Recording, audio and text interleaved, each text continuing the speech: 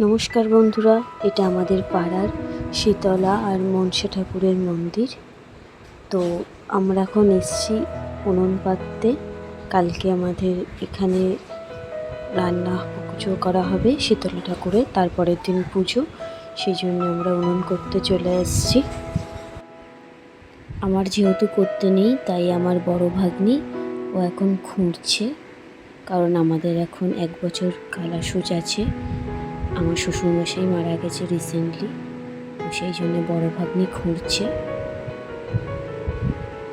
আমার মা, আমার ননদ, আমি সবাই মিলে গেছি, এখন খুঁড়ছি। আমার মা বানিয়ে দেবে, দিদি একটু আমার কি ননদ সে আর কি হেল্প করছে। দিদি করে অন্যান্য বছরে, এবছরে আমার মা ছিল, তো মা করে দিচ্ছে। তো দেখো সবাই কিভাবে উনুনটা বানাচ্ছে।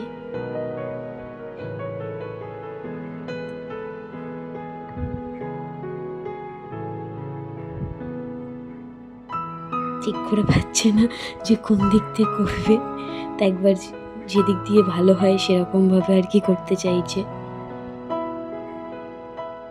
দেখা যাক লাস্ট পর্যন্ত কী করে।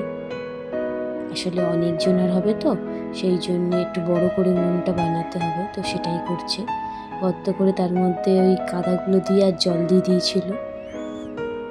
আমরা বসে বসে, ভাগ্নি জল আনতে গিয়েছে, ওকে বলি তুই জল তুলে দে। দেখো কি সুন্দর উনুনটা বানানো হয়েছে।